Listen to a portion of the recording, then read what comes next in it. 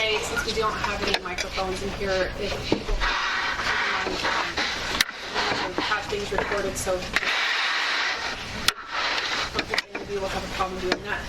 We do have several items of business this morning. All of them relate to money because when it comes down to it, that's what everything boils down to. We have been doing a lot of work over here at ASD. We have a budget audit committee this year that's very, very active.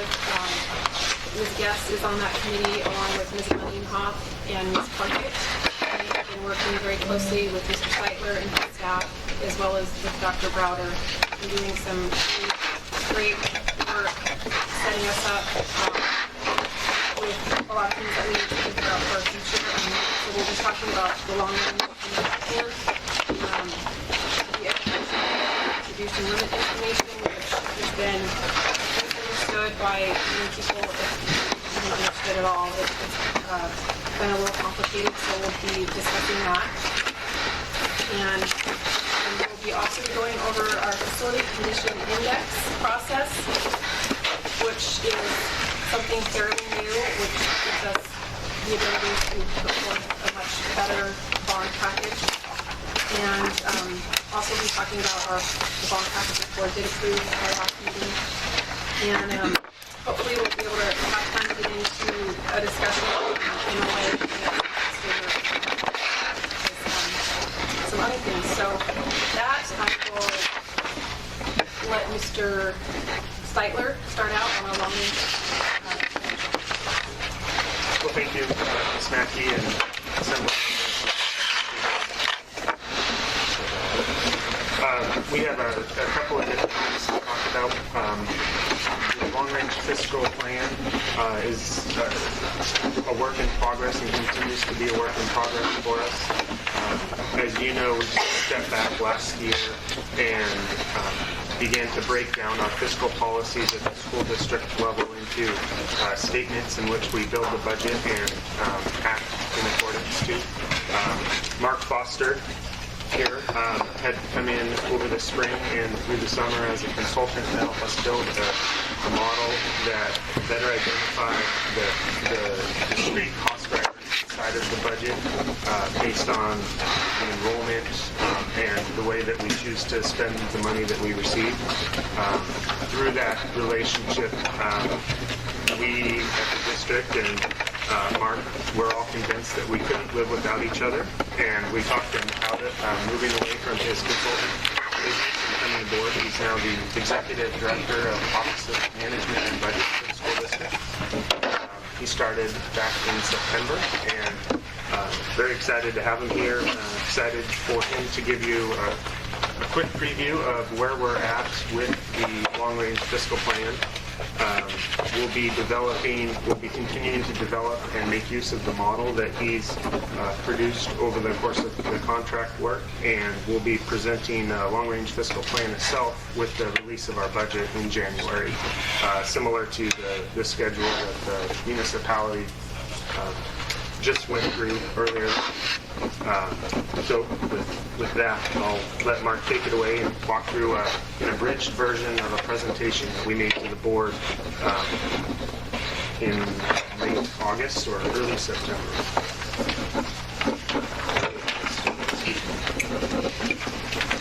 Thank you, Chad. I'm just going to run through the slides at a fairly quick pace, trying to make sure we have some time for Q&A. And if you have a question, feel free to interrupt. I'll run pretty quick. Long-range fiscal planning process, page 2. The thing I want to highlight for you at a policy level is I'm looking at the total cost of service. When that's italicized, that means I'm looking at all of the costs, not only of salary, but benefits that include the contribution from the state or pension funds. I'm looking at the entire cost of service. The reason I'm doing that is because when I talk to legislators and their staffs in Juneau, in the House and Senate Finance Committees, it's clear to me that they consider the total cost of service of those pension funds as part of their consideration when they're thinking about funding. That's why that's in there. As we go through the modeling exercise, we look at enrollment, driving the revenue side, and enrollment driving the cost side, page 3. And that's basically the outline that we've got. One of the interesting things we have is modeling the special ed services, because it's a fairly complex service set. It's on page 4. Page 5, the other challenge that we have is modeling enrollment that shifts from school to school frequently in a fairly large amount. There's a lot of migration within the district, and so the numbers move around. So when we set a budget, it really is just a plan, because when enrollment arrives, we're frequently shifting resources, teachers to meet the needs of the students at the various schools. And so in the budget process, we need to be very mindful of that flexibility in the fall and to have adequate reserves to meet that shifting demand as it runs around. Page 6. One of the things that we're looking at is analyzing our spend to understand how much of it is associated with each different kind of service that we're providing. There's sort of the basic enrollment, and then we have a number of services on top of that. English language learners, the special education, we have gifted and various other enrichment programs, and we have academic interventions that we have. Our goal is to stack that up in a way that we can see all of it stacked up and provided on a school-by-school basis, so you can really understand what services we're providing across the district. Page 7. We also want to be mindful of what we can learn from prior periods in Alaska's history, specifically with respect to funding of education when times are good and when we have downturns in the oil revenue cycle. So page 7 is just a reminder of the oil wellhead value, the volume times the netback price, and how volatile it can be. Even though we may be enjoying what I'll call an uptick period for now, that's not necessarily going to last if we're doing a long-range plan, and we want to take that into account. Along those lines, page 8, looking at the state education funding as a proportion of the total general fund, it's useful to go back prior to the big run-up when oil started flowing in 1977, which is about where I could get data without going into dusty archives, and look at education funding from the state, which is the bottom of the stacked graph there, and in millions of real dollars, education funding as a percent of the state general fund, which is the blue line, and you can see the balance of the state general fund expenditures at the top.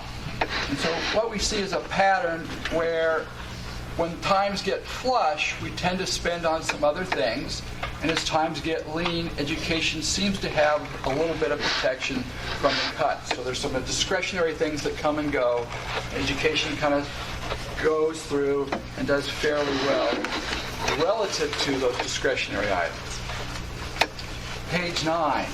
But when I drill down and look carefully at the state of Alaska education funding per student in real dollars, so I've taken out inflation, the pattern perhaps is not surprising to those who lived through the 80s and the downturn. We had a big run-up as prices were doing fairly well, and the volumes were going up toward 2 million barrels a day, you may recall, and then oil prices started coming down, at one point reaching $9 a barrel, where Senator Stevens, as you may recall, suggested we might want to think about turning down the pipeline and waiting for prices to come back up, which I thought was a fascinating headline. So it was at that period that you'll see 87, 88, 89, 90, we indeed, at the state level, reduced funding on a per-student basis. And then we had a long decline. And then coming into the 2001, 2002 era, we began what I would call as the current ramp-up in funding statewide. Keep in mind, these are statewide numbers for state of Alaska formula funding. Now, when I go back and look at the downturn in the price cycle, because I want to understand the risks we might face if we have a downturn in revenue, whether it's volume or price driven. On page 10, and one of the things I found was that the supplemental pension support, which at that time was somewhat modest, was eliminated by the state when times got tough. So one of the considerations I think we want to be mindful of is what is going to stay and what might be at risk, and not necessarily at risk for complete elimination, but at risk for erosion of the level of support.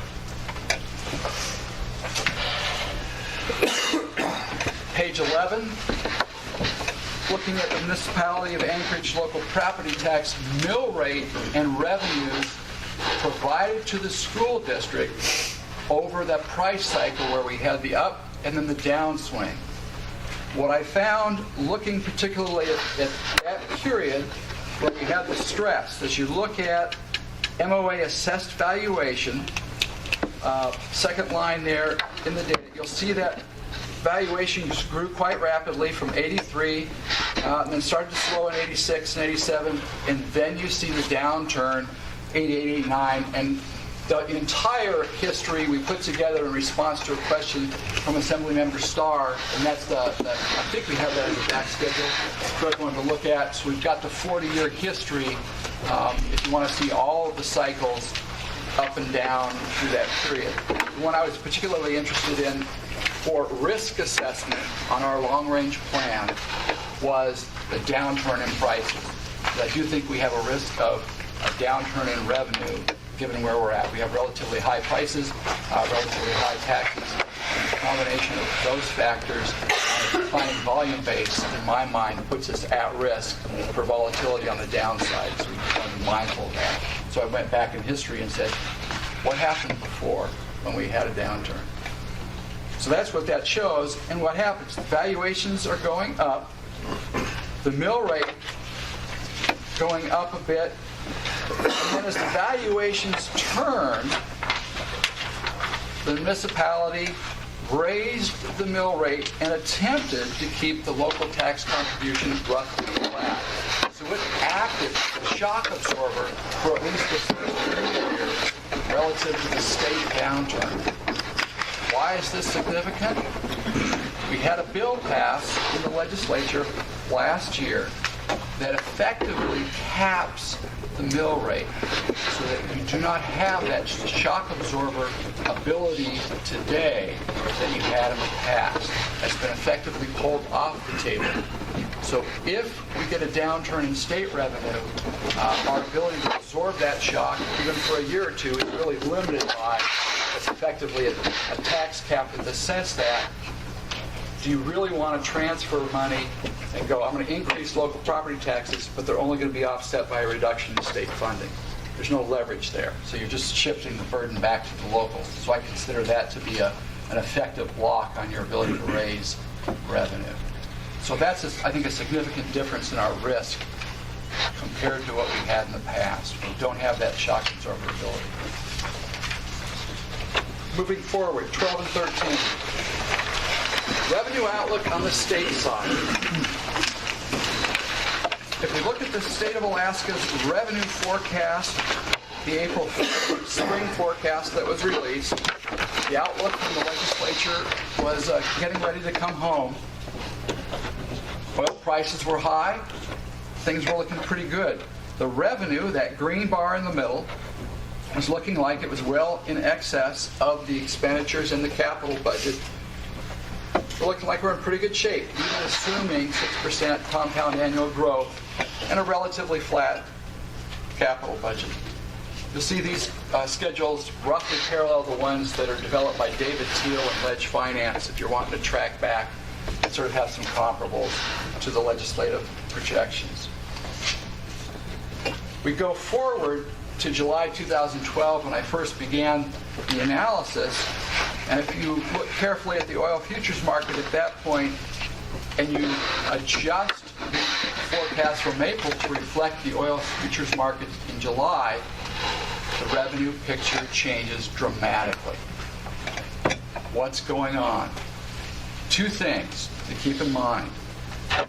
One, The nature of our tax system is that it's highly leveraged. As prices go up, the tax rate increases. As prices go down, it decreases. So it exaggerates the revenue swings. As you get small changes in the oil price, you get bigger changes in revenue. It's very sensitive. So as a result, if you go out and the oil markets don't project out to $120 in 5 years, and instead the markets predict $80 in 5 years, you get a very different picture. So in the tradition of accountants marking their books to the marketplace, this is a picture that could emerge when you are doing the analysis. If you look at page 12 and page 13, that's the range of risk that I have in front of me when I'm looking at a large school district.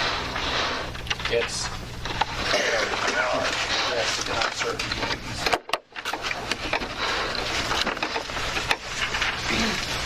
So let's dive down into the cost drivers that we have in the school district. Salaries are certainly one of them on page 14. Benefits have become a dominant consideration.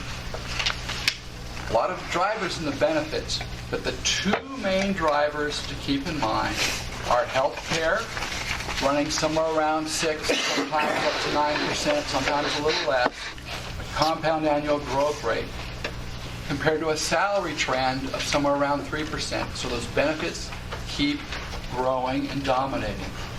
The other big one we'll talk about are pensions.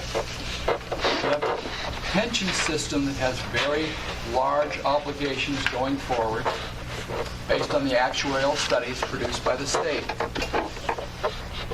I am taking that total cost of service, as I mentioned before, and including that here so you can see the big picture that the ledge sees when they have to make decisions about how much money to spend on what purpose.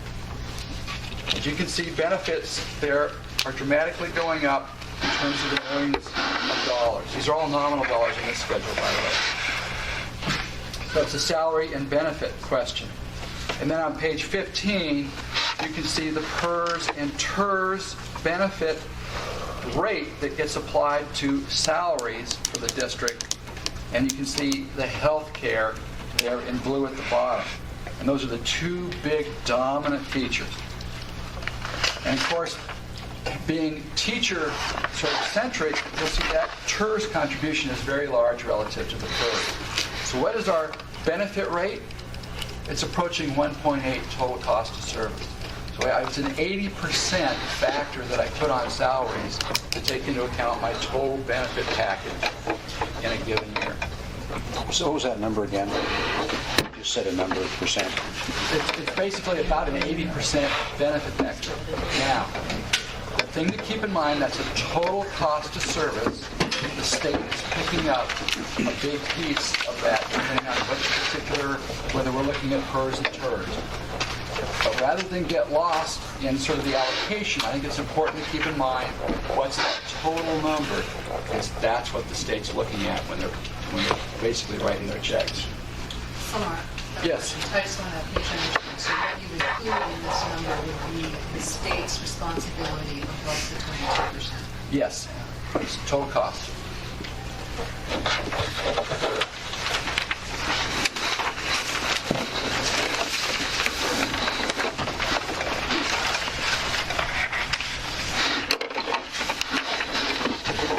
So when we roll that all together on page 16, we start to think about different scenarios about funding levels and about those expense drivers we just identified in salary and benefits.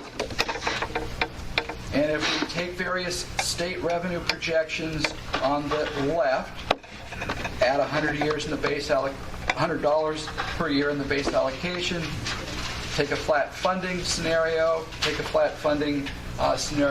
but recognize that we may have some downside because of the oil price markets. We sort of walk through that. As you may know, on the federal revenue side, sequestration, that is withholding of money going into the next fiscal year, is becoming a big issue. If that goes forward under current law, which is where we're at under current law, That's a 8-9% reduction in federal funding that the school district will see. So we combine that, we look at the state pension support growth. I have a question on Yes, the sir. revenue. Why did you leave out the local contribution assumptives? I didn't have any indication that those would be large and volatile compared to these other factors, so I'm trying to assess risk. So what we do here is affect the local contribution amounts on Yes. our side Yes. of it. So it's important to us, if you will, on what your assumptive increases would be. Yeah, and I would presume as part of the conversation here today that the school district and the assembly start having that conversation so I can get a sense of the range. Looking back at history, the range has been fairly narrow relative to the other revenue sources. The range historically, but the range on this new updated one is and I don't want to trip over ourselves here on that, but that's we're going to need you to help us with that as you lay out both the relationship to the gap and then the expected increases in local funding on your sets. Thank you. So the key drivers, when I look at what I'll call flat funding ratios, the middle ones there, really are the salary growth rate, health benefit growth rate, and that pension.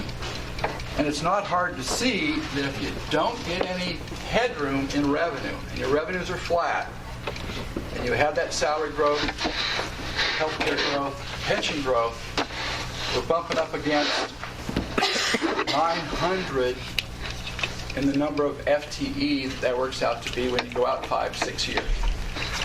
And it's significant. And partly what we're up against are large growth rates in salaries and pensions. And the question is whether we think flat funding or more funding or less funding is the range that we want to contemplate as we go through this exercise. Yes, sir. On your salary growth rate, you're Yes. showing 3% in all categories now.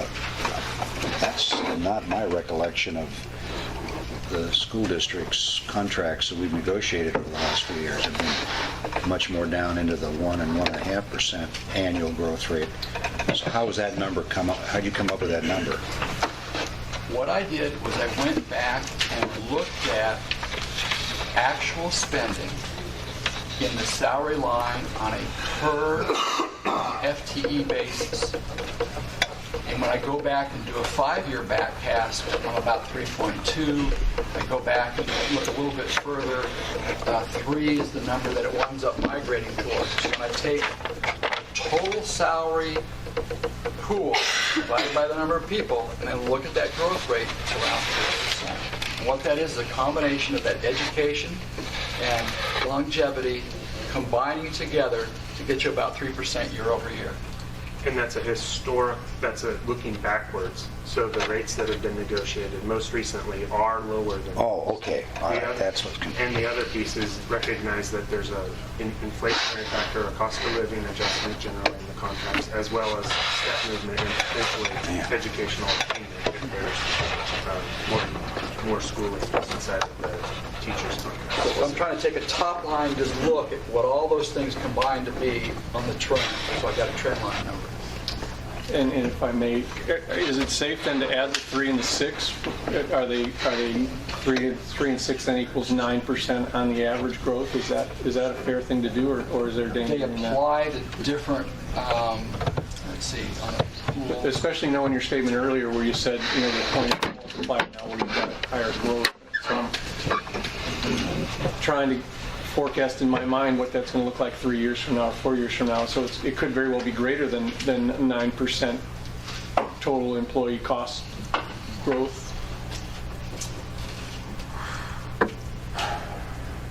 Because that's the number that's interesting to me is what is your total personnel cost and growth combined? Right. And I don't have the combined number in my head, and it is not a straight add of 3 Okay. and 6. So let me get you a schedule where you can see that top line and individual things that go into it. It'd be easy to see. Well, it'd be helpful because, if you try to do the multiplier of the math with your assumption that benefits are growing at a higher rate, I lose it. But the total overall personnel cost is obviously what we're burdened with. Yeah, and I think partly the reason I break it up is because it's so significant. Definitely not an additive of 3 plus Yeah. 6, because a 6 is over a significantly smaller bucket of dollars, But- and 3 is over a really large. Like, for us, the 3% is over a $240 million, whereas the 6% is over a $50 million one. To a degree, except in this factor, Lucy, I think we're talking about the growth. One level's growing a little bit more stable at the 3% and more historical trending growth. That's where I'm going with it. I understand Our what you're mix is saying. different than the munis, though, so I think I want to line that out so people can clearly see it. Yeah, if you would, that'd be a helpful number to Our have. tourist person mix is, I think, particularly different, so we get a different result when I'm trying to combine them. It's on my list. You want it tomorrow morning? Glenn, I appreciate the historical because there seems to be some value in that. Could you explain a little bit about your assumptive, I didn't hear it in the presentation, about your enrollment-driven total cost of service estimate? What I did was start with enrollment so I could get two ratios of what do we have in terms of spend by enrollment. And frequently there's a fixed enrollment. A school will have a principal, and that'll absorb a lot of different sizes of students. So there's a piece where you're building a fixed model, and then there's the variable model for how many teachers you need depending on how many students show up. And so that was the enrollment sort of driven model. But what we wound up doing for this, for a reference case, was assuming fairly flat enrollment before we apply different enrollment assumptions to make it even more complicated. So this is a flat enrollment projection for the reference case. Is that a policy shift that you're starting to I mean, we're evident on the cost per student of that, but are you able then to say, in these cases of decreasing enrollment, are you able to say that our cost drivers are going to go down based on that? Or what are you trying to illustrate by that? I'm not sure, because it would seem logical, of course, that you're serving less students or less customers, your cost would go down, but in your case, that doesn't seem to be true, so why illustrate it? How is it helpful? Let me ask it that way. I believe that the cost, the overall cost, will vary by students, and largely that's driven by foundation formula, essentially limiting the entitlement that you get. If I have fewer students, I get less revenue. Okay. And so I do think we do have variable costs, both on the up and down. They may be slightly stickier on the downside, but they're there. I agree with you on the revenue side. Your illustration here is a total cost of service, meaning the cost side of it is got some, and it's a new concept which we've not seen people study, so I'm glad you're doing it. It's hard for me to know that it'll be helpful, though. I would hope that it would illustrate and set an expectation that if there are changes in enrollment, both up and down, that there are changes in how much money we have to allocate to deal with that particular challenge, whether it's up or down. Based on the total cost, or based on the revenue that you're going to get with those numbers. That's I don't want to get stuck on it, but Based on the revenue that's driven by that. So basically you have an enrollment projection, drives the revenue projection, and then that really sets what do I have to work within to meet that. Not unlike my private sector experience, what's my top line revenue I have to work within, and then figure out how to allocate within that to get the best service. and not to maximize the conversation, but when you're talking a large district like this and your difference of 90 students this year, 94, is it a lot of money? I mean, it's not, that's not, Not from a total district perspective, but from an individual building perspective, it can be quite significant because we can frequently have enrollment changes that require moving even one or two teachers out of the facility and reallocating them to somewhere else. So for us, that's an important consideration as we build it on those allocations. right, I'm with you. Thank you.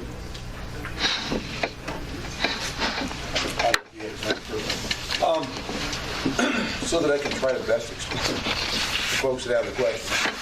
It may sound like a simple question. I'm trying to do the math here, and I'm not the best calculator. From 1999 to 2015, we're showing the enrollment is relatively within 500 to 1,000. And if you look at the bigger picture, that percentage of that variable. But as I look at the local tax dollars per student, it appears it's somewhere over 120% of the cost from 1999. So 120% increase in cost of the local tax rate. In nominal dollars, yeah. Is there a way to explain that? Is it, for instance, in a simpler term, somebody who may not have the benefit of looking at the graphs, try to work it out like this? Is there some way to, I know I was looking at gas prices since the last 50 years, and I know that there's fuel costs, I know there's energy costs, I know the building costs, all that stuff's escalating. And of course, you factor in what you're showing here on the look back over historical. How do I best explain this so that people can understand that, look, there may be a time in the near future where if this sequestration number comes down to 9%, state revenue falls off a bit, local dollars are going to have to pick up the burden a bit. We're already at 150% since 1999. What's that projected number? I guess that's where I'm looking at is how can we say, hey, we may be in the 200% range in the next 5 years or decade, rather than 100.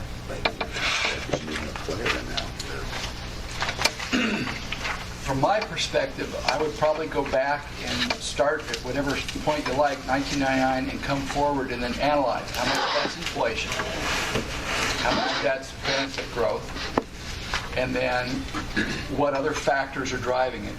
Have we deployed additional people to take a particular service set? Are there some new services that have been introduced?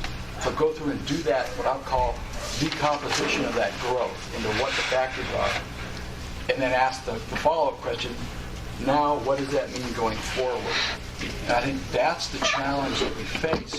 Going forward, where are we going to concentrate our resources, recognizing we may be under constraints on the revenue side? I think that's so when I prepare that, it really is mindful of going forward, what do we want to do? Where do we want to focus? And I defer to the superintendent and the board. I'm the modeler at some level, and I don't have the expertise on where those focus areas might be. I'm just going to throw something out because I know that there's been federal requirements, particularly in the area of special education. Along with that, there's some assumptions that there's some federal monies that come along with those requirements. I know that that's not always true. We get unfunded mandates often. We know that. What's that gap? And if there's some way to try to explain that so that I can explain that, look, the 120%, though enrollment is within 2% or 4% or whatever that number comes out to be. The reasoning, part of the reasoning is, again, factoring in the fact that perhaps the state years ago in leaner times didn't fund or keep up with their contributions of PERS and TERS, and the medical cost inflation went, whether we're looking at 3% on salary and the medical cost went up 100% one year or 40% one year, that sort of thing. It'd be nice to know something that I can, I guess, in reasonable, simple terms, explain to folks. I'll try and take a run at that. I appreciate it.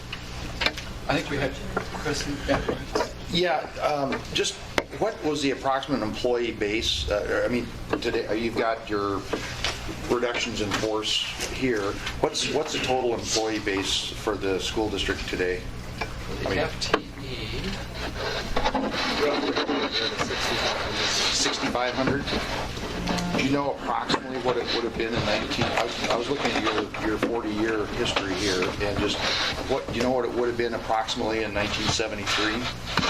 Quarters of the students. No, but I'll find it. That's an interesting question. I was just curious as to the ratio of students to school district employees over that 40 years. How that has changed and kind of because that's obviously a huge component of the labor is a huge component. Secondly, of your 6,500 employee base, do you have any sort of an assessment of how many of them, if are qualified, capable of pursuing a retirement at this time? Obviously, you'd have some sort of indication of who's retiring. Yes. So out of 6,500, is it 50 or 100 or 500 or 1,000? I just don't know who's qualified as opposed to who's... My preference, rather than trying to remember it, among all the other things I'm trying to get in my head, is to just develop a schedule so you'd have that. Yeah, I was just curious. And then also, when someone retires, does the school district have a policy or a practice of bringing those folks back on a contract basis in any way, shape, or form? I'll defer to those who've been around longer. Out of 6,500 employees, has anybody retired from the school district and come back and work on a contract? The reason I'm asking is that I would assume that those benefits then, that benefit responsibility then is shifted to the PERS pool, or the, it's basically outside of the... Right, as they become a contractor. Correct. Yeah. So I don't know if that can happen on a massive scale, but it may be one way but I just don't have a sense for what those numbers are. Mr. Birch, does not happen at a large scale. Teachers, for instance, the retirement system has provided historically provisions to bring back retired teachers, and that I believe that clause had sunsetted a couple of years ago, so that it does not happen with the teacher base. There are occasional administrators that come back and do a little bit of contract work, but it's not on a large scale. And it'd be of interest to find out if that would be a plus or a minus as far as the district's concerned. Thank you. Yeah, I was just going to come to what Paul was saying. English language learners services is something that I think we need to put into that equation of based on what was needed in the 70s, 80s, 90s, and in the last decade, I think is a substantial shift. And that's also something that's very difficult to project. We can, talk with refugee resettlement folks, but we don't know for certain how many are going to need those services in the next 10 years because we don't have, that's a moving target. But if we can explain that, I mean, that, Right. like what that cost has added to us in the last 99 or... Including, of course, this is just, you're going to have to start putting a legal paper here to include all these columns, but free and reduced lunch, poverty rate, something along that line. What's their percentage, what's their actual numbers, you decide. When you're breaking the 6,500 down, would you please break them down by teachers and others? Yeah. Because I want to see the trend over the last 40 years, if you have it, the growth in administrators or the growth in staff versus the teachers, where the rubber meets the road. Thank you.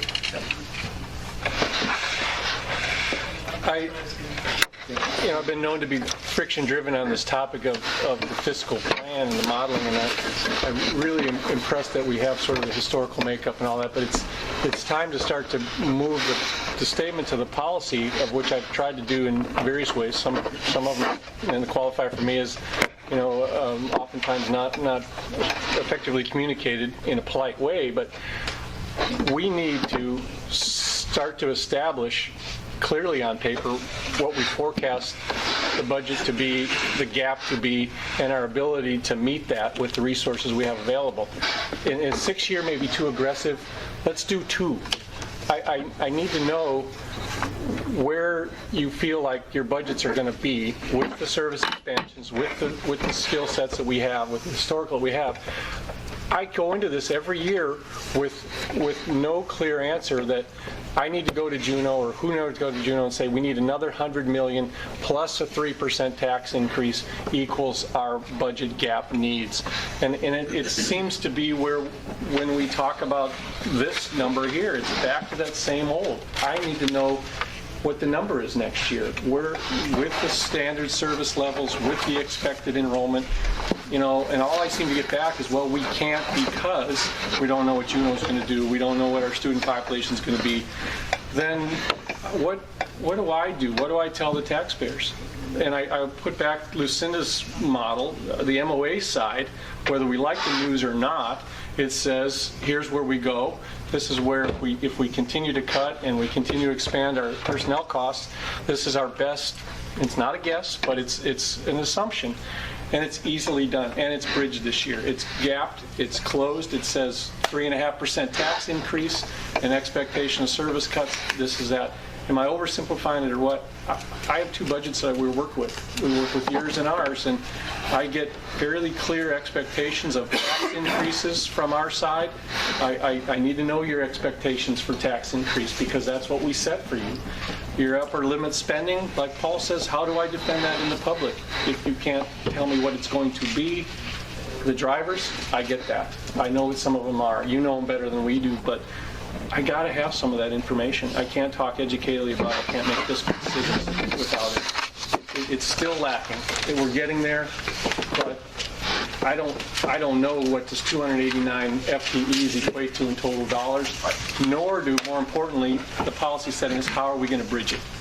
What are we going to do? Go down to Juneau and say, we absolutely have to have it, or we've got to let go. And our Budget A and Budget B this year, on our side, that you're reading about in the paper, is exactly that decision. We can say, this is what we need if we do this, and so you're driving it now towards service, and I'm happy to go there, but I'm still impatient. I hear you, I understand where you want to go, and I expect you to get there. Timeframes on information forth? I expect the process to go something like this. We prepare a baseline reference case. Here's the, if we sort of assume flat funding, what does that mean for the district along the lines you see here? That will go to the board November 5th. They will then examine that, deliberate over that, and then give direction to the administration for what we want to, where do we go? Do we ask for more? Do we prepare a scenario where we have more in there, or we stay there, or we do something else? That's where the board will take their cut at it. We'll go back and generate budgets. We're talking about, I didn't mean to interrupt, but we're talking about a 6-year model plan. We're not talking about this year's budget activities. They're interrelated. They are, but tell me clearly why you can't forecast out what it's going to look like 2 years ago. You've got it right here, or 2 years from now. Yes. Why can't you? What's preventing you from doing it? Enrollment hasn't crashed. You've got your personnel costs under study. You know what they are. Somebody answer me, why can't we say this is what it's going to cost in 2 years? We absolutely should be able to do Why? I don't. It's in front of you. We'll do it. The question is, what does the board want to do going forward with the knowledge of if you don't do anything different, where do you go? That's the reference case that's in front of you. Now the board has to take, I think, a cut at what do they want to do with that information and then bring it back to you based on that process. And I appreciate that speaking with you, but that's where the board needs to take me is that 2 years from now, you say you can tell us what it's going to cost. You can also show me that gap. What's the strategy to bridge it? What are we going to do to fix that? I don't want to just go blindly down there. That's how you go bankrupt. So, Natasha? We're addressing that. okay. What many of us are doing right now is looking to see if we can do it differently and be a little bit more creative on how we allocate resources. And I'm hesitant to give you exact specifics right now, other than, and this is very general, rather than, let's say, a nurse at every school, let's pretend there's an EMT. Okay? We're trying to think of outside the box. This is not, I'm just giving this as an example. I won't okay? hold you to it, but I can Do not understand your hold me to it. theory. But what we're doing is we all are going to the schools once or twice a week and meeting with principals, meeting with teachers. What ideas do you have? What is working for your school? What's not working for your school? Folks are also doing the administrative side. I mean, we're actively doing this. And then our job is to come back in about 3 weeks and say, okay, these are the 4 or 5 areas. Maybe we're going to coordinate and do music a little bit differently. Maybe we're going to do art a little bit differently. So we are looking at all options right now, and we're not just we're trying to be as creative as possible and looking at things with a new lens. It's the process that's happening right now. We should have those answers in about 3 weeks. Mark and Chad are going to plug them all in and then spit something out, and then we're going to be like, okay, it's a $100 million gap or something like that. We need to rethink this. So I'm we are really trying to address those exact questions and not just saying, okay, well, we got 200,000 and we're going to do business as usual. We're trying to be more creative. And then, of course, the conversation will also go in a direction later on about how shared services and so forth, that we can be thinking outside the box. That was how you're going to address the gap. If there's a do nothing, not that you're not doing nothing, but if it's business as usual, and we don't have successful, and we just run it like we did with the programs that we have, and the trends towards special needs students, and the trends toward language challenge students, what will that look like if we do nothing? Or if we are moderately successful at such, put some assumptions in there if you so choose, because there is some gains there every year. I see them, but can't you just say, tell me that? And then we know precisely, are we getting better at it? If we did nothing, our cost would have been $863 million, but guess what? We've now said it's $854 million. We must be doing something right. And do that in a year. In 6 years, maybe too aggressive. 2 years. Show me what it's going to be like if we do nothing for 2 years different. If we do nothing different, what is that? Then I can back in the expectations from Juno. I can say we got a tax to X level, and then we can do that. And then we can help, come up with the creative speak of it. And I guess just show me what it looks like on paper. I see it in your budget books, and it scares the heck out of me. That's all. It's simple. Maybe Chad could answer this, but just making an assumption, we're negotiating teachers' contracts here in a few weeks or a month or so. Let's say we had a 1.5% negotiated contract on wages. What is the dollar value of that roughly? How many millions of dollars are we looking at having to raise or cut services to meet a 1.5% salary increase just for 1 year, the first year of a 3-year contract? I don't remember the specific dollar amount offhand, but I believe it's multiple million dollars, $6-7 million. 1%, I think, is about 6 or 7, if my memory serves. That data. So 1.5 might be 10 million, and 2% would be 14. So I just want it on the table so people realize what we're facing is just in labor negotiations with one union, which is the biggest union, is going to be a rather pricey little piece of change. I'll give you that piece. I'll give you that. Ernie? Okay, Adam, and then we're going to move on. Yeah, I just have one question regarding Senate Bill 182. I'm slightly confused on this. The next. Oh, I'm sorry. Okay, no, I'll wait. Anything else? Thank you. Go on to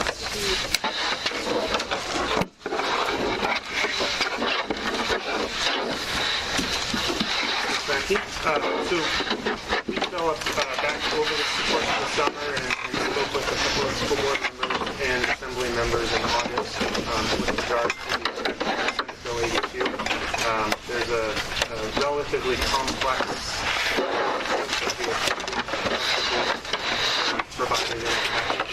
Want to walk through? You actually took the right at your office? Yes, we did. Want to walk through the policy level effect, and the short version of this is Senate Bill 182 changes the way that the Assembly and the Mayor determine education funding in Anchorage and across the state. Can I just stop right now? Chad, it's specific to 3 areas. It's specific to the transportation budget. When you say it's the overall cap, I guess I'm missing it. I get it. 182 speaks to a 2.65 mill rate determination on 3 aspects: pupil transportation, the special needs, and CT&E. So explain to me, how has it grown to the overall tax cap? Explain to me that right now, because your premise is important to me. just let him kind of do the overview. Well, he's already explained to me that it affects the overall tax cap, and I'm challenged. I need explanation on that. It seems very, very specific. I think I can answer your question. From a general level, Senate Bill 182, there was a number of factors inside of Senate Bill 182. The specific aspect that I want to bring in front of you today is the effect on the local contribution limit. So, Senate Bill 182, prior to Senate Bill 182, the school district and the city determine the local tax rate based on our local tax cap. There has always been also a state tax cap, or a local contribution limit based inside of the state education fund. That had been higher than the local tax cap. Local tax cap has historically always been more restrictive. Because the maximum local contribution was lowered by Senate Bill 182 for the local contribution or taxes. And you can see the chart that we've done an analysis on the front page of the document. The local tax cap, we would anticipate under normal growth, will continue to grow beyond what that state limit will be going forward, regardless of how much money might be put into the base student application. So, and Mr. Starr is... I'm trying to hold it here because that's, the historical summary isn't correct either, because what they capped was a 4 mil rate based on 1996 assessments. 1996 assessments were frozen at that, and then they said, use your 4 mil calculator for that. So it hasn't been on the overall tax cap. We taxed well over 7 mil. It's on there, 7.5. The only thing 182 did, and I mean, we can argue, we can talk, we can study, but your inference that it affects the entire tax cap isn't right in my mind. It affects the 2.65 in 3 categories. So where it holds our overall taxability down or impacts our tax cap, I still don't think that you're describing it correctly. Appreciate that. I think that it would be difficult to walk through the way that the formula works with the group as a whole. But the way that the formula works is everything rolls through the base student allocation, foundation education plan. And at the end of the day, that total dollar amount is determined. Inside of that total dollar amount, and it's just over 400 million, 420 million roughly for this current year, that there are 3 players that have to help fund that. There's the local taxes from the city, there's the state funding, and then federal funding. And there's a minimum amount that we need to receive from the city. We've always been well above that minimum amount of local funding. It's about $100 million. There's additionally a maximum amount that the state formula will not allow local cities to fund beyond. And that's for a disparity purpose from state perspective. Every district needs to be within a relative range of itself to make sure that every student has a reasonably and equitable education across the state. That's the aspect that changed inside of Senate Bill 182. It's 8 pages long. Can you show me that? It's right here. I don't read it that way. I'd be happy to. Madam Chair, point of order. Can we only have an hour to go on a very large agenda. I would like to have him finish his presentation before Fine. we ask any more questions and continue to interrupt him. Yes. Thank you, Madam Chair. Lucinda, do you understand it the same way? Yes, I do. And as a matter of fact, what I did in terms of is developed an Excel spreadsheet that goes through the individual components that Chad is referencing and forecasted it out 6 years, because we needed to do that from the municipal standpoint to understand whether or not 12 million, which is the additional revenues in Plan B, was a dollar amount that was not short of the school district in regard to both the local contribution from the state as well as the boundaries within the municipal tax cap. And so there's a spreadsheet here. Can we get a copy of that from you, please? If you had the spreadsheet in front of you, it would make a lot more sense in regard to what Chad was talking about. Would you get it to us, Lucinda, please?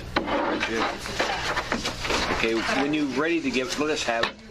And maybe, Bill, you could get with Lucinda, because if she understands it the same way he does, it's an issue that's already been figured out by the people that deal with fiscal issues. Thank you, Madam Chair. Katie will make copies. Thank you. But please proceed, Chad. So based on the lowering of the overall tax gap that the city is allowed to provide for education, there was, and you're all familiar, there was roughly a $7.5 million, $8 million effect from the taxes that were assessed last spring. That will roll forward, and we anticipate that that local contribution will continue over time to be considerably less than our Anchorage taxpayers' local tax cap. That requires us to come up with a new way to determine how we fund education. And we have a recommendation inside of this document to essentially allow the Assembly and the Mayor to continue to make a policy level decision based on the amount and the amount of funding provided for education. Currently, education is funded at 100%. We are at that local contribution limit. You could not choose to fund beyond that inside of direct appropriation inside of the district's general fund. The two recommendations that we have inside of the document are, one, to use projections of the three key factors that affect that local contribution limit to determine what that would be and to set a policy level funding for the school district. And then second, to establish a revolving fund on the municipal balance sheet or on the city's balance sheet, not the school district's, that would then help ensure that the policy level decision that we make is able to be funded. Because we'll be making projections on assumptions, and we won't know what that actual limit will be until almost a year after the taxes are assessed. We know that we'll be wrong. We've done a 10-year historical analysis of the level and the risk attributed to that, and that's what we've documented in this white paper. We believe that if there's a revolving fund set with a minimum level of $1.5 million and a maximum amount of $4 million, that will account for any risk level that we've seen over the last 10 years. The recommendation for that revolving fund will help you continue to set that policy level, and then at a tactical level, the city administration and the school district can fill or take away from the projection that determined the local contribution. And as you look through, you can see the risk, the rough dollar amount of the dollar amount of error rate, essentially, based on the key factors. And we talked about the key factors. We describe them inside of the white paper.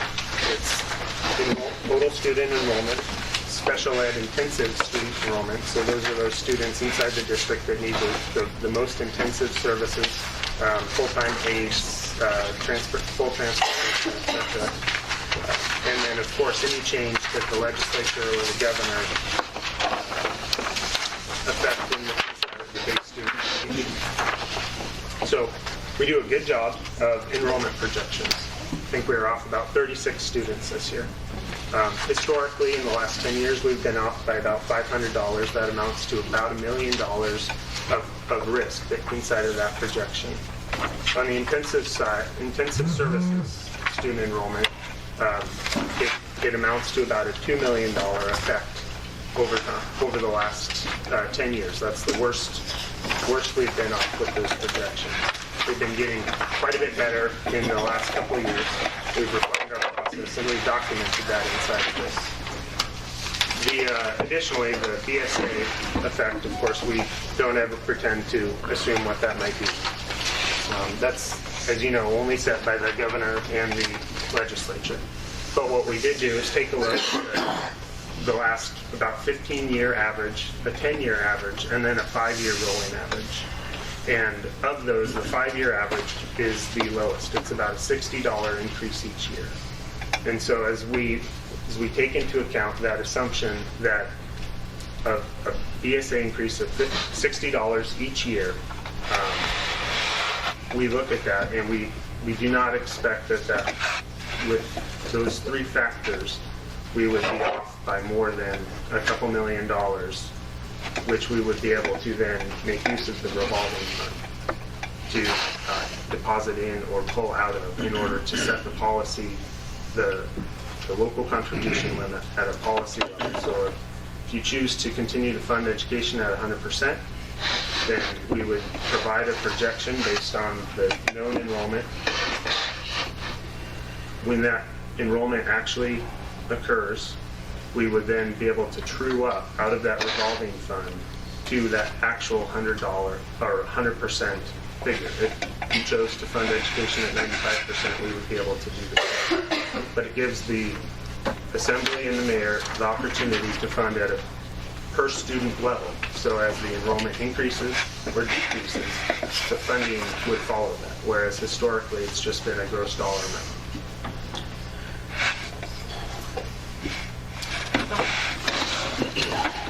I have to confess, I'm getting a little confused. The tax cap that we have on the books today puts a lid on the growth of combined budgets of the school district and the city. Am I reading what's going on, that the state has come in and said the schools have got to stay under this lid, so now the city has basically just taken over a bigger percentage of the allowable tax cap amount of money to spend on however they want, if they want to spend it? The state came in with Senate Bill 182 and assumed more responsibility for education funding. But it doesn't change the dollar amount that's available to spend each year based on the lid of the tax cap. So what we're basically saying is $7 or $8 million a year is going to accrue to the city to spend that would have gone to the school district had we not been put under this. Wow. You wrote the tax cap. Yeah, I wrote it. Didn't realize I was doing this. Well, I mean, the good news is that the state picking up more responsibility for education. That's something we've wanted them to do for years. And how the remaining money gets spent is simply that decision hasn't been made, but it is available. but are we getting the same amount based on the feds? I mean, it's share. All right. Sure. Chad, I'm sure you've explained this, but if you could break it down simpler to me, because I'm still not really understanding. From Senate Bill 182, it says that the local contribution limit is 2.65 mils. Is that a lower limit? Is that an upper limit? Is that a mandatory limit that the local contribution has to meet every single year? So there's a guaranteed increase or decrease based on assessments? Yes. Is it higher? Is it the upper? Is it the lower? Could we do 10 mils or could we do 0.05 mils if we wanted to? I mean, the minimum requirement Yeah. for the city to contribute to education is 2.65 mils. okay. Additionally, beyond that, the city has the ability to contribute up to an additional 23% of the education funding formula, which is about another 100 million. So the minimum 2.65 mils is about 100 million. Okay.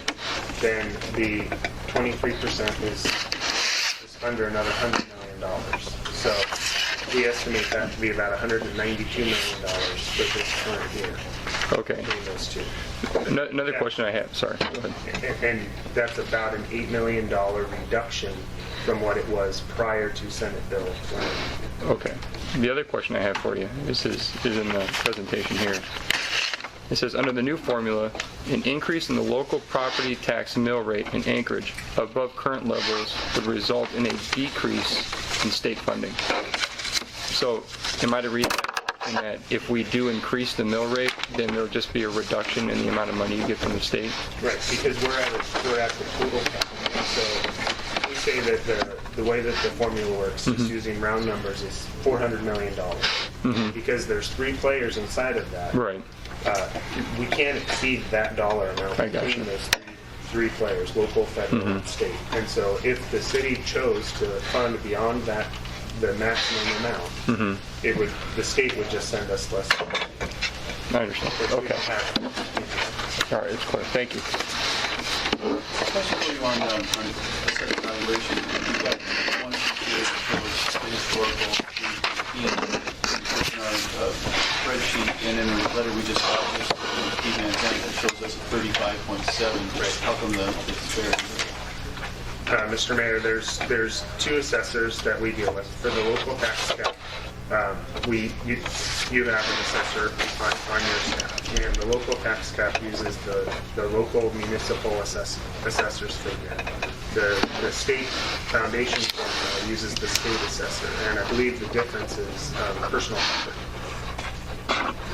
Well, the single largest difference relates to properties that are exempt, for example. And exemptions, motor yes. vehicles that represent 1.3 billion. Could you speak up just a little? As the difference between what we tax in the municipal tax cap versus the amount the state assessor uses for calculating the limitation amount.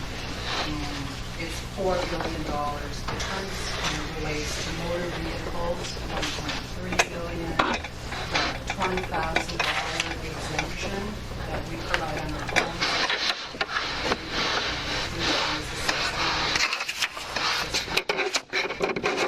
They go through and they calculate their assessed value different than what we do, and they pick up everything that's not taxed. Mind if I speak? Have you looked at this revolving fund that Chad was talking about? Have you guys give a position on creation of this revolving fund? Yeah, depending on, what the Assembly decides budget-wise, we think it's a good idea because there is an uncertainty when you're trying to project a year out. And having that cushion, I think, makes sense. What level would you want it started at?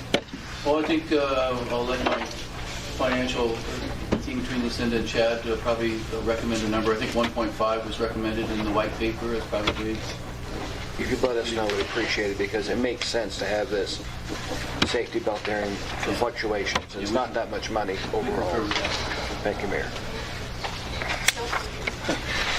Maybe I need to sit down and go page by page with 182, but the state's got a mechanism built into the legislation that allows for this cushion, this buffer. We all speak legislative speak here, and it's right here. It says that, if a decrease of 5% or more for one fiscal year to the next fiscal year, the school district may use the last fiscal year before the decrease as the base fiscal year to offset the decrease. And it's right in here. The state thought about it, I think, if there was rapid decreases. And so, I just urge us all to sort of look at this concept of what's in this already. And maybe I'm the only idiot in the room here, but I'm missing it. The state's already taken care of a decrease. They said if a decrease is greater than 5%, just use last year's, and that's what we'll fund you at. So why do we need a cushion if the state's already said we'll backstop you? I believe that 5% is a hold harmless clause that's been inside of the foundation formula for many, many years. And 5% is a significant effect. 5% just of our local taxes would be near $10 million, and that would have a dramatic effect to the district and operations, particularly once we have started a school and the teachers are in schools and students are in classrooms. But we haven't had, our enrollment change this year was, like you said, 36 students or 90 students. We historically haven't seen those rapid switches. So I guess I'm not sold that we need to we need to put money in there to do something that the state's already helping us with. The next concept that I need to ask who has the answer is that this is the first time, if we agree that the 2.65 mil is tagged to our assessed values, this is the first time that you're going to get an automatic increase as our assessed values go up, undetermined by us. And that's the way I read all of this. Isn't it not? The 4 mil before was set on a predetermined assessment. It said in 1996 your assessed property values were 20 billion. 4 mil times 20 billion for that. now the 2.65, every time our assessed values go up, which they historically have been going up, you're automatically going to get, we're going to have to tax more because we're seeing 2.65 times next year's assessed value. As it goes up, you're increasing your money. Am I missing that? That's a component of it. Yes. The prior formula took difference between the current assessed value and 50% of the 1999 assessed value. Okay. So it continued to go up with that same increase. The increase is not going to make a significant effect. The increment with the growing assessed value continues to act the same between the prior formula, between the prior legislation and the current legislation. It's the baseline that changed. Well, I guess I disagree if you had a flat assessment. I mean, if you're saying it was 50% increase of that, I guess that's news that that's how we treated it. But if it's 2.65 times ever increasing assessed values, we're going to raise taxes every year the assessed values go up. The Assembly and the Mayor will have the option to. So the option will continue to remain. That option always existed previously. Okay.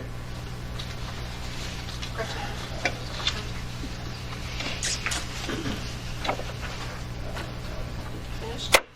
Is there any other questions on this? Great. Mr.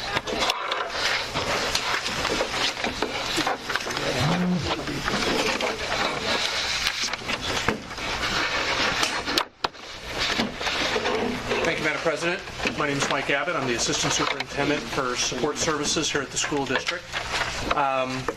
The agenda item suggests a very brief information item on a process that the district has been building for about the last 4 years. It started about a year or so before I joined the district, and we've taken it, we've made progress on it for the last 3 years, and will essentially be pretty much functionally complete by the end of the current school district year in the summer of 2013. What we've initiated is a process to build a metric that can help us assign priorities to capital project needs of the school district.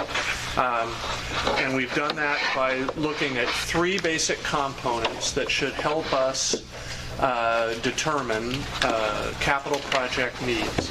The first of them is capacity.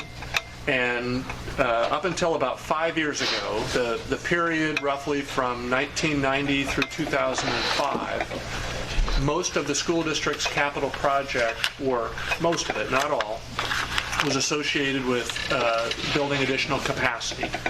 We built 2 new high schools, we built a new middle school, lots of new elementary schools, etc. So that's one variable.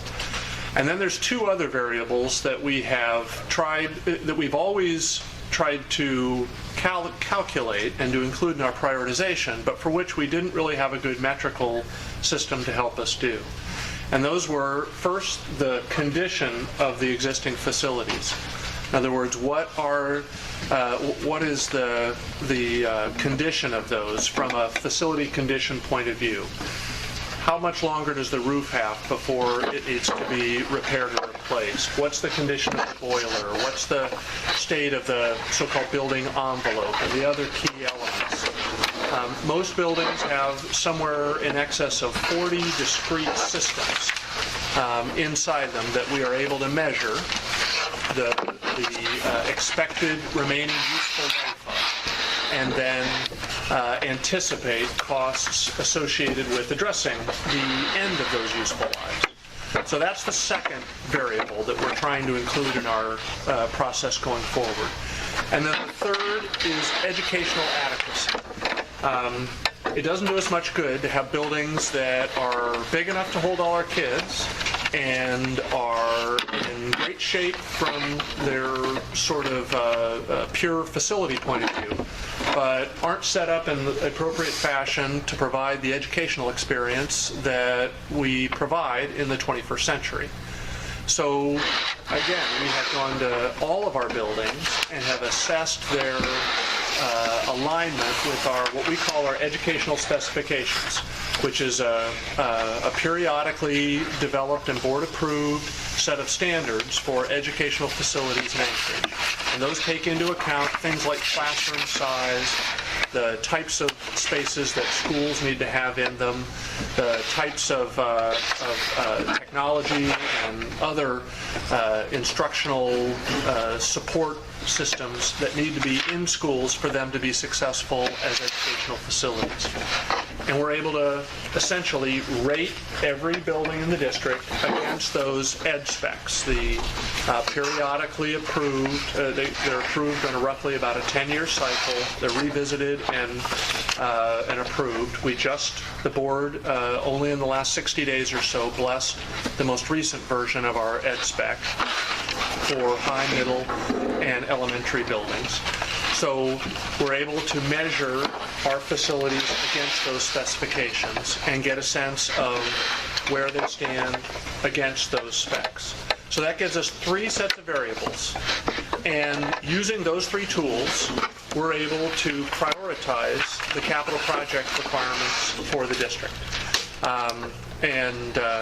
Board members could speak to how this feels, this kind of a metric-based system versus the system that we used to have, which was certainly based on the best information available to the district, but it wasn't always presented in a way where you could really try to get a good apples-to-apples comparison of the need of an elementary school versus the need of a middle school, etc. Now, those 3 variables that I mentioned cannot be consolidated into a single metric. They aren't built that way, and so there's still a level of judgment and still a level of sort of policy making associated with that, and the administration and the board engage in that process. This is the process that we will use going forward to help us develop the 6-year CIP, which the board approves annually and is presented annually to the assembly. And from within that CIP, will guide any bond requests that the district brings forward for assembly consideration and potentially for public approval. So what we've, inside your packet, there's about probably 20 pages, the first page of which is an overview of our bond development process, which is, I think, pretty self-explanatory. I'd be glad to answer questions on that. But if you'll, and then the rest of it is the board memo and the attachments there too, that the board acted on earlier this week in the adoption of a proposed school bond for 2013. And I want to call your attention to one exhibit in particular, and it's the second attachment. It's a spreadsheet-looking thing that's titled Site Summary Information. It's kind of vertically aligned. What that does is it ranks all of our facilities in the district using their facility condition index to order them. Now, we could have ordered them based on their educational adequacy index, which is also on this table, but it's ordered in order of worst to best in terms of the facility condition index. So you can see that Rabbit Creek Elementary, built in 1961, last major improvement project in 1984, it has an educational adequacy index, which means its alignment with our educational specifications, roughly 6%. And then it has a facility condition index, which is the key thing in terms of how this was ordered. As of August of 2012, Rabbit Creek had the worst FCI in the school district, which meant, and here's what the index means. An index of 0.55 means that the cost of addressing the facility condition issues is roughly 55% of the expected replacement cost of the building. So if we were to go into Rabbit Creek Elementary and fix all of the different deficiencies that we'd identified, it would cost roughly 55% of the value of the replacement cost of the structure. So I don't want to get too hung up on the costs. They're done by a system, a consulting service that we use that helps us build that. I don't know that I believe what their replacement cost is, but they also, the same service picked the cost of replacing the individual systems. So I think there's alignment there, and I think the ratio is very valuable. And what this tells us is that rough order, in terms of order of magnitude, Rabbit Creek has the worst FCI, and as you can see, we roll through 3 pages of district buildings. Now, at the bottom of the 3rd page, you'll see there's about 15 structures that we don't yet have FCI data on. That data will be developed by the time we talk to you again about this. I don't think it's significant in the context of what we're talking about now, since these are essentially the 15 newest buildings in the district. So we would expect them to have FCIs of either 0 or very close to 0. And they wouldn't rise to the top of a prioritization for immediate capital project requirements. So I think we've got, in terms of FCI, the right buildings. Just to finish the description of this spreadsheet, and I'll use Rabbit Creek again as an example. In the last bond package, we funded a couple of different projects for Rabbit Creek Elementary. Those have not yet been accomplished. They were funded in 2012. They will be done, in all likelihood, in 2013. But we've estimated the impact on the FCI as if we had done those projects. So as it sits today, Rabbit Creek has an FCI of 0.55. But when the funded work is accomplished, it'll have an FCI of 0.44. So you can get a sense that we're using this process to help identify our capital project needs, and it's having an impact on the facilities with the greatest need. Our target, and this is one that we've pulled from the Building Owners and Managers Association, which references similar sorts of indices as the ones we're looking at here. They recommend a target of getting every building under 0.30. So you can see we have a lot of work to do. We have about 15 to 20 buildings that currently have FCIs above 0.3 right now. So we have a lot of work to do and need to make significant investment over the next several years to drive these lists down. If we don't address these needs, the indices will grow, they won't stay static, because as systems in the existing buildings age, we'll get towards the end of the useful lives of additional systems in the buildings that are currently in a challenging condition and buildings that aren't yet in a challenging condition. So what we'll be able to have for the board, the assembly, and the public by this time next year is the sort of the full fruition of this facility condition tool. We'll be able to not just tell you where we are against these individual buildings, but we'll be able to tell you how much money it's going to take to drive their numbers into a condition that we're satisfied with, and how much money it will take on an annual basis going forward. So we'll be able to program the investment that would be required to get us to 0.30 for all of our buildings and to keep us below that. A couple of people I should probably acknowledge here. First, let me acknowledge Rachel Molina-Ladune and Edie Knapp, the head of our facilities department. They're the group that built this. The group that was instrumental in helping us get to this point was our Capital Improvement Advisory Committee. Bob Griffin's here. I think Bob's the only CIAC member that's here today, but Bob is on that group, and the CIAC has used this information to drive us to the bond recommendation that we're prepared to discuss here in a few minutes. And George Michaelis needs some credit for this. I mentioned that this process started before I got here. I get to describe the outcome of this, and it's sort of a shiny condition, but it began because George and Ray Amsden and Mike Price and others in the school district back in 2007 and 2008 initiated this effort. So it's been a long time coming, but we are getting to the point where this is the process that the board has determined will essentially drive our capital project prioritization process going forward.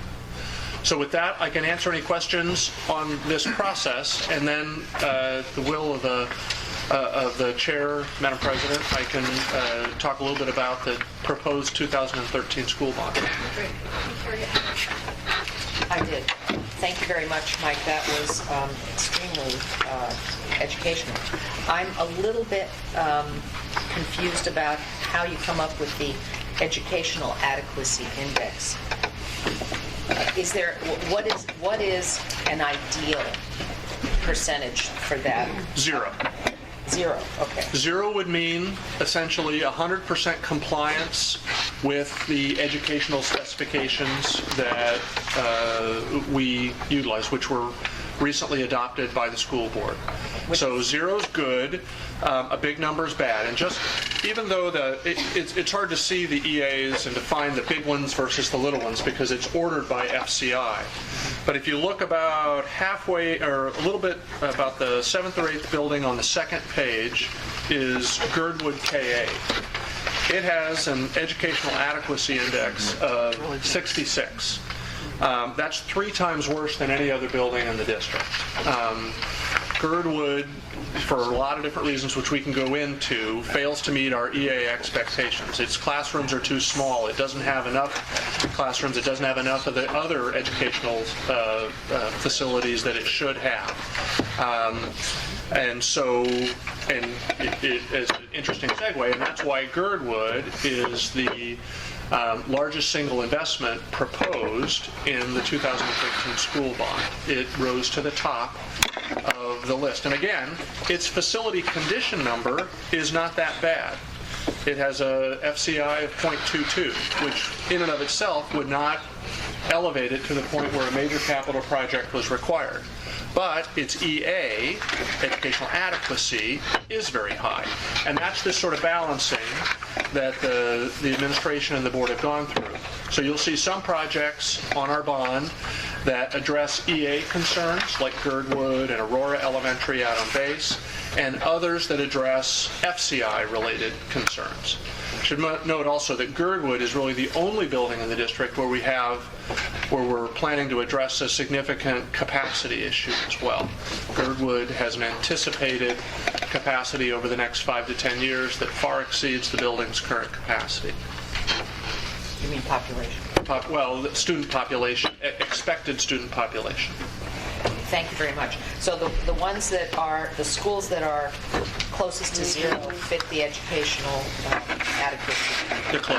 Yes, ma'am. Okay, so the ones that are down at 1, just above 1, do you have any that are at 0? I don't think so. Okay, thank you.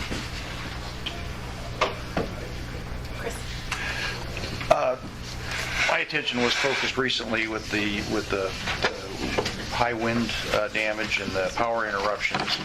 Power was out for 4.5 days at my house, and I just, as a sidebar, was kind of curious, how in general are the individual schools set up for backup power and operation in a situation like we have experienced here over the last few months? Well, 2 things. One, the district had very little damage associated with the wind. So good news was no roofs, no major roof problems, no trees fell on the buildings, nothing like that. But obviously we did have a service interruption associated with the power outages that were intermittent around the city. We have backup generation capacity at about 2/3 of the school district facilities. But I need to emphasize that doesn't necessarily make them operational. Right. In some cases, we have very small backup generators that are designed essentially only to energize the heat plant so that the building can be protected from essentially cold temperatures. And it would not necessarily allow us to open the building and provide educational function in that case. So it's different at most buildings. We have many buildings that are set up essentially as shelter sites, and those have strong generator capacity and generally can function off the grid, if you will, at least for a short period of time. And then we have others that have no backup capacity at all. And then we have another category which have some generator capacity. And then in those, we have the opportunity to make sort of a case-by-case decision about what functionality they have without utility service. Thank you. Yeah, this is great, Mike. I mean, and those who prepared it, because there's been years in the past where we've gotten this big, thick book of unmet needs. One year it was 212 million, and it was like, the schools are a mess. You figured out. It takes away the arguments too of my school this, and I should be first and you should be last. A little bit more effectively that I can help lobby for when it says, well, you're on the list, and then it also clearly shows what happens if you don't keep up. It as you illustrated, the exponential effect of the continuing degradation for sure, but kudos to helping it move along in an easy, understandable way. Thanks. So yeah, appreciate that. Back that up too. Mike, could you move into the bond?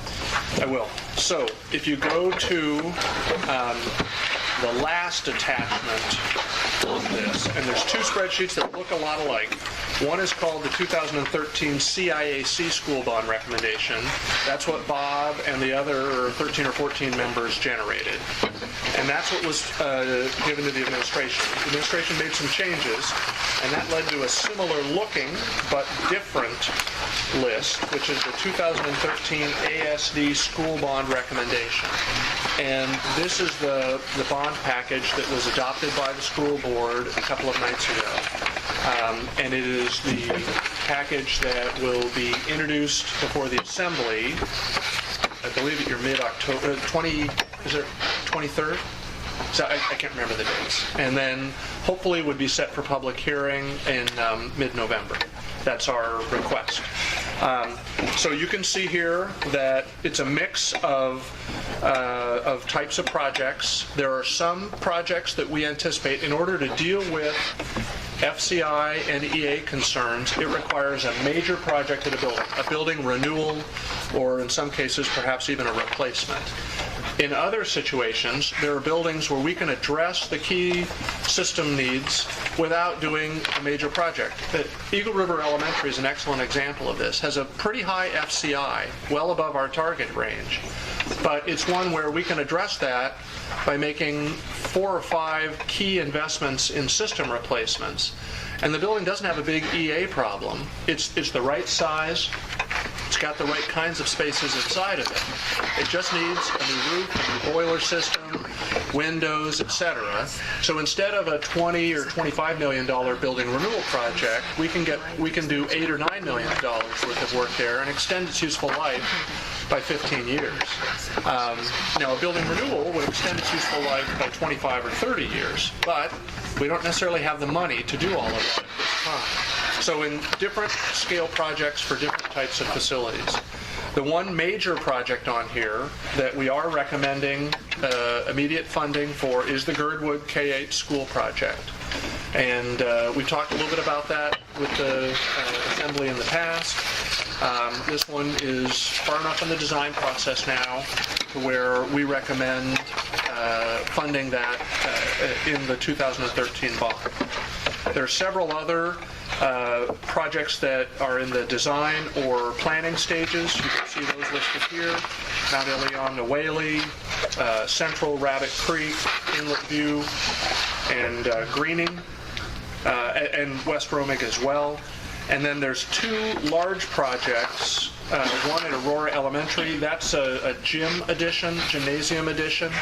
Aurora's one of, I believe, 3 of our current buildings that don't have a gym. Girdwood is another one, and it would get one in this process.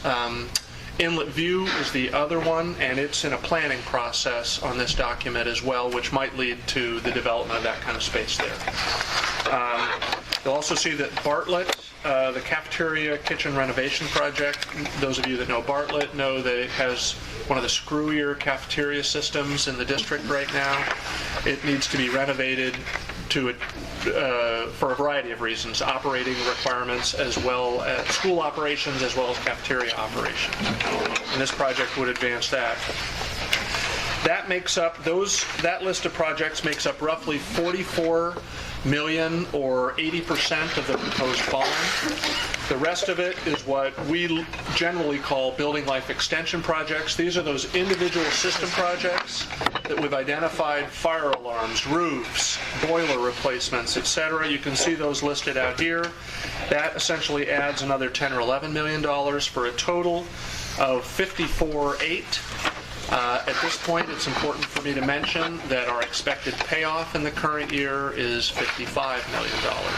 So the administration and the board agreed that it was important to bring forward a bond proposal that was at or below the anticipated payoff for school bonds in the current year.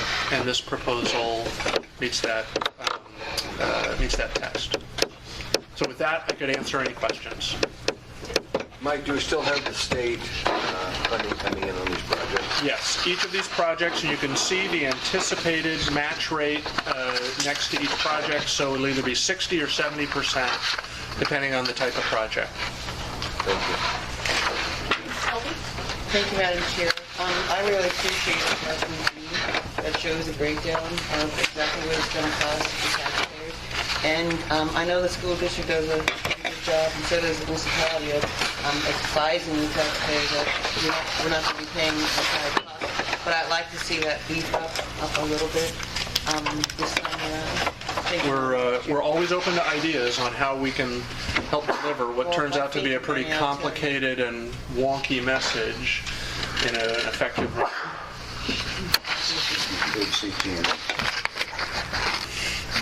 I knew we wouldn't get to a bond conversation without Member Smith describing CTE. I don't have a page number, but those are the projected. So 2014, the projected bond package is $106 million. No. Or what is that? And I apologize for not introducing that document. The first attachment on the package is the sort of the summary pages from the 6-year CIP.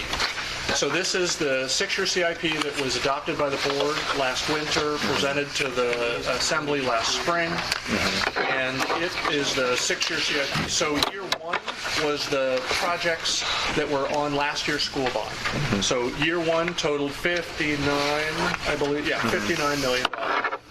Year two was the starting point for the conversation this year. We're not recommending a school bond of the $87 million that would be on here. And I can talk about sort of which pieces fell off of this project if folks would like. But suffice it to say, there was approximately $23 million of projects that we did not recommend bringing forward, in part because the projects weren't ready. There's one in particular, Airport Heights, that was $20 million of that, and we did not believe that was ready for funding, and in part because we wanted to stay below $55 million. So next year, the CIP is a living document, and I mean that in the worst possible way, because the stuff that we don't fund this year will have to be considered for future years. So next year, this winter, we'll rebuild the CIP as we do every year. If nothing else changed, we would start from a place of the stuff in year two that we didn't fund, plus the stuff in year three that was anticipated for funding.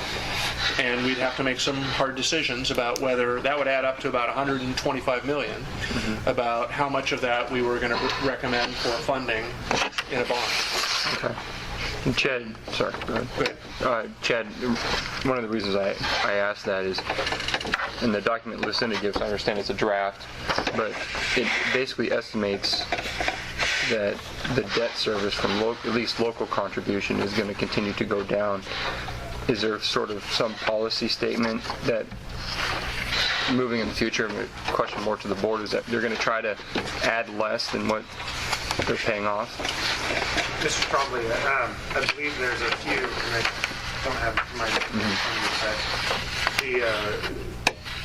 the debt service as it exists today with no unknown debt, no bonds not yet voters and approved, does go down pretty significantly. Right. Inside of that draft presentation you're looking at, there's a line of roughly $1 million for each year as it goes out, which is approximately the amount of a $30 million bond sale each year, similar to the one that we just closed in September.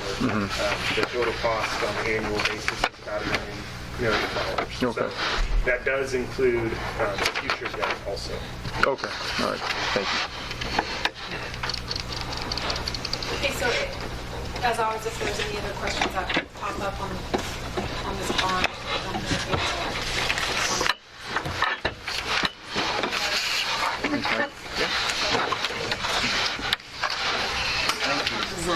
Thank you, Madam President. One of the charges from the Assembly and the school board has been for to share service and work together to assure that we're doing everything we can to protect the taxpayers in our community. Just recently, the mayor and his staff and myself and the district have been working together to initiate some of those shared service type arrangements. One that's coming real soon is the internal auditor. The district will use the service of the municipality, and the internal audit function will help us at the same time allow the municipality to really protect the taxpayers by looking at what we're doing inside of that. The other thing that we're doing is Mike and George and staff have been working to share some service inside of risk management. We had a risk manager lead. We talked to George, and George and Mike might want to talk about it if there's questions, but we're going to work together to assure that we're getting the best bang for the buck, both of us paying to have those services continue. The other thing that has been mentioned, and the mayor might want to add something in regard to this, one of the things that would allow us to really make a big step is if we could align the calendars of the district and the municipality. The mayor's been working on that, and I'd ask the mayor to comment on that before I get to the other stuff. Sure. Well, I mean, for years, we've obviously had the challenge of having different fiscal years, and the district and the state are aligned in their fiscal year, and of course, we're on a calendar year, and at some point, the discussion's been held, over the decades really, about is there a way for one or the other to adjust their fiscal year so that we could be in alignment, we could do budgeting at the same time, and we're not playing guessing games with what's the state going to do funding-wise. I mean, just so there's a lot of variables there, and it's not an easy thing to do. I mean, if we adjusted our fiscal year, for example, we would probably have to put together an 18-month budget so that we could come around to July 1st and be fully funded up through that point. Or you could do a 6-month budget, I guess, but I think it's probably more thoughtful to do an 18-month, which means, you're probably collecting a little bit more from property taxpayers on a bill than they'd be used to, and of course then it would balance out going forward. But Lucinda and Chad, I think, have been discussing this in some detail. Do you want to make any comments about where we're at? Well, what we were doing is we were looking at any potential limitations associated with a calendar change relative to the SAP implementation. Because I think everybody in the room recognizes that to really achieve the full value of shared services, it would be important to be on the same hierarchy platform. So what we did was I've been talking with our implementer to understand what could change or necessary in the municipality to move to a calendar-based system with ASD. And the answer that I received was that the SAP ERP is actually quite flexible in regard to how you implement. And so we really would need to just sit down and define the business requirements with ASD. We would have to get into the understanding of some details about what defines a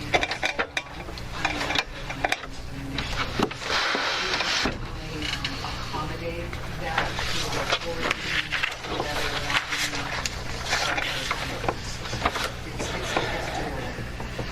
Chad, anything to add there? No, I think that we're interested in pursuing it also. We're at 3 to 7 year time frame for our own ERP inside the district. You know, as we move forward in the conversation, it's something that I think can easily get to a point where we're prepared to speed that process up to align services and do more to reduce the cost. And just as a side note, ASD cannot move our calendar year. Just so we're clear on that point. It's a requirement of law inside of the state. Harriet? Thank you, Dr. Browder. On the internal audit, how much has the school district been spending on the external audits up to now, roughly annually? And is this funding then to go to the municipality instead of hiring outside auditors? Yeah. Chad, you might want to explain the detail of that. Yeah, thank you. The internal audit function has been outsourced at the district for at least the last 10 years, and it's the dollar amount has varied on a year-to-year basis depending on the number of audits. But roughly speaking, for the about $120,000 that we anticipate to be able to purchase an internal auditor we expect, in talking with the director of the internal audit, Pete Raskins, we expect that we'll be able to receive the service of 4 to 5 internal audits each year. Realistically, for the same types of audits that we have paid for in the past, we've only received about 3 or 4 for that total dollar amount. So there's going to be an increase in service for roughly a similar dollar amount. Thank you. I have some history there. I was chair of the school board's audit committee during my time on the school board between 94 and 2003, and I believe just before I got elected in 94, the school district let its internal audit function go and began hiring out audits. Under control with the majority of them in those years. So, yeah. So now it's coming back. Thank you. Just over 5 minutes left. The last item for me, incidentally, the mayor and I have spent several conversations around it. We included a sheet in the handouts that had some of the costs that the district is spending inside of the municipality.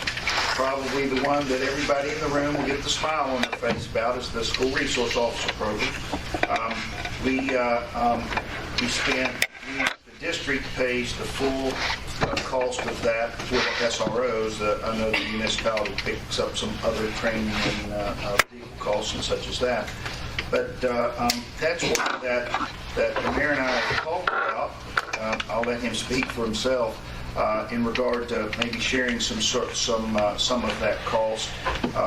There's some cost of maintenance and facility uses and such as that I'm sure we'll spend time talking about. But I thought it was important just to say it out loud and give everybody an understanding that I really believe that both entities can save taxpayer dollars as we go downstream if we really work at this.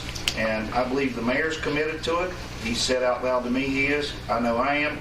The school board's committed to it, and I believe the assembly is committed to it because we've been told through the years that it's something that we need to do that's in the best interest of everybody in the community. So we continue to work on this, and as the mayor will tell you momentarily, we'll continue to work to see if there can't be some sharing, especially of the cost of the SROs. Yeah, I mean, it comes up for discussion every budget year.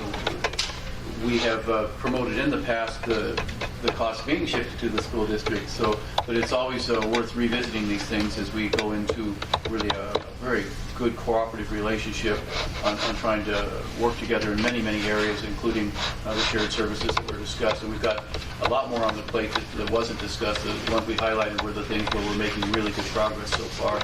But there's a whole list of things we're looking at in terms of facility maintenance and grounds maintenance and just all the different things that we do in common that have potential. So as far as us absorbing back the cost of some of the things that we've laid on the school district. I mean, it's a discussion the assembly and the school board need to have, and whatever direction, policy direction the assembly and the school board give us as the heads of our organizations, we'll clearly follow your lead. Okay. One comment on that. I think it's, as we continue in the conversations, things that we purchase, and Chad knows this from budget audit, the internal auditor, I truly believe we need to realistically purchase what those costs are. So is it salary, benefits, plus overhead? That's just a partnership in my mind.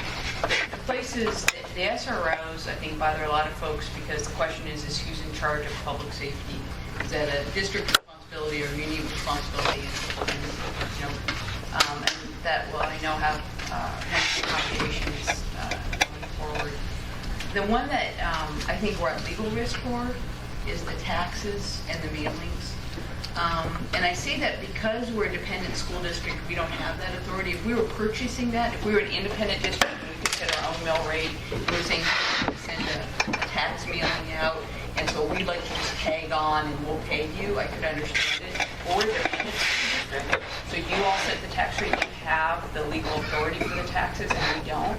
Yet we're paying for those taxes being collected on our behalf. I know the state has started to make a little bit of rumblings around this and about the fact that we may not be able to use our funds in that way. So I just don't want anyone to be surprised on that one. If one of these days Gino comes back and says, this isn't an educational expense. Just like you guys would if you were paying someone else to do something that wasn't an educational expense. Hopefully look at our budget and say, no, that has nothing to do with your mission. And so we don't have to resolve it today, but it is one that I think kind of goes out of the bounds of a service in that we might get some legal risk going forward. I just don't want to be surprised by the conversations we've had with your regulators, which is really Juno. Yeah, thank you. On the comment, I hadn't heard the Juno concerns yet. There was I think, from former school board member Jeff Friedman. I talked about. He sent me an email. He was saying charging for that particular service, as you mentioned, didn't make sense because we don't charge the fire department, but we do charge the fire department. We IGC all of our departments for certain services, whether it's IT or tax collection, that sort of stuff. So if you did get this email, we actually do charge our departments for. You get lots of emails these days. Do you? Very good.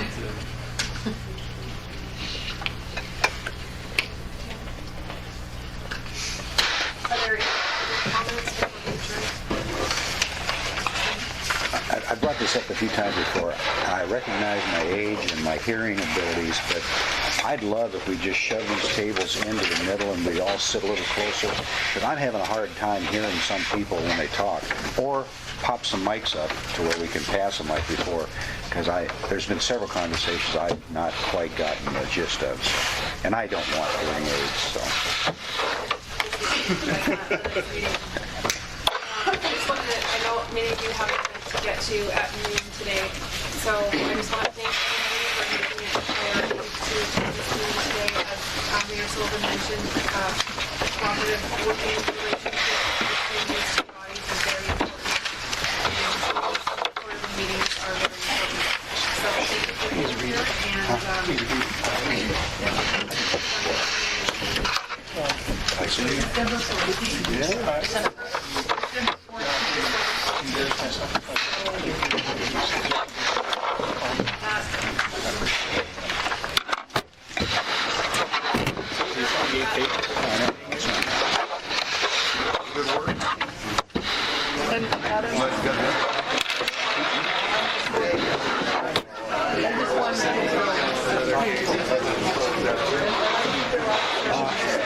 Good job.